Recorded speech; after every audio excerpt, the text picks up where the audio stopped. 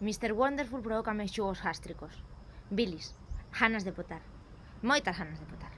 Nalgún momento o capitalismo inventou o marketing, fixeron a Coca-Cola e empezaron a vendernos a necesidade de ser felices. Pero quen quere ser feliz?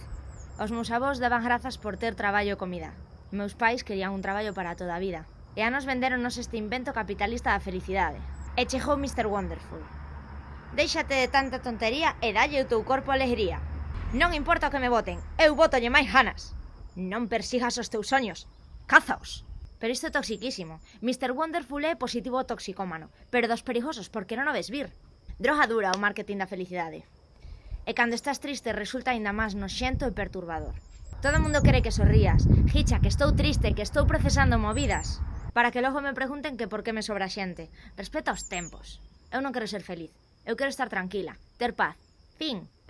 Total, que vexo que hai un tabo moi forte alrededor da tristeza e vexo que a xente non sabe como acompañala. Así que vos vou dar uns truquis para saber como camiñar e acompañar o proceso da tristeza. Por certo, que eu non son psicólogo, que estos son uns trucos persoais que a mí me axudan e digo simplemente como persoa que pasa moito tempo triste. Resulta máis doado facer estes vídeos que dicirlle isto todo o tempo á xente que me rodea. Consultade con alguén profesional e ide a terapia, tanto se estades tristes vos como se necesitades ferramentas para acompañar a persoas que estean tristes. E non dixo xa só na tristeza, dixo en calquera cousa de saúde mental. Xa sexa a peña enganchada a droga, habilidades sociais, recursos de xestión emocional, real que ir a terapia axuda que flipas. Imos cos trucos. Primeiro, se alguén está pasando unha tempada triste non preguntes que tal. Xa cho dixo eu, mal.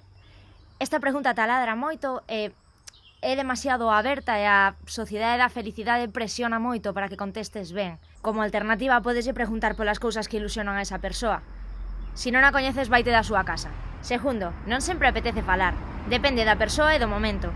O guai é pararte a coñecer e cando esa persoa teña un momento bo, preguntarlle cales son os plans que lle gustan, que cousas lle apetece facer ou mesmo como lle podes acompañar cando estea triste. Entón, se non apetece falar, pois sempre se poden facer plans pois que esa persoa lle gusten. Ir a queimar contenedores, cajar na sede de Vox, talar eucaliptos, o que sexa que reconforte a persoa triste en cuestión. Terceiro, estar presente e estar pendente. Isto é fundamental. Ser apoio. E, sobre todo, se hai a posibilidade, compañía física. As redes sociais non axudan nada, porque fante sentir como que estás rodeada de persoas, pero en realidade sinteste só. E se non podes estar no día a día, que é como máis guai, o mellor podes facer unha visita, ou mandar unha carta ou un paquete. Os paquetes de menos de 100 gramos son 1,25. Entre 100 gramos e medio kilo son 2,50. Se levan fariña e ides a comisión poden sair vos gratis. E se levan a letra de Son da Rúa de En Galego non mola e mandadeslos a Gloria Lago, poden metervos na prisión. No caso de que vos metan presas, non vos preocupedes, porque a cárcere tamén te poden mandar cartas e paquetes. E desde fora tamén podedes mandalos vos, falando de acompañar momentos duros. E falando de liberación animal, tamén podedes ir a pasear cansas protectoras. En fin, que aínda que falar da tristeza está un pouco mal visto e acompañala é bastante complicado, axuda a evitar suicidios. Que vos acompañen como acompañan os cans. Sen presións, sen preguntas incómodas e sen xulgarte se pasas unha semana sen pasar pola ducha.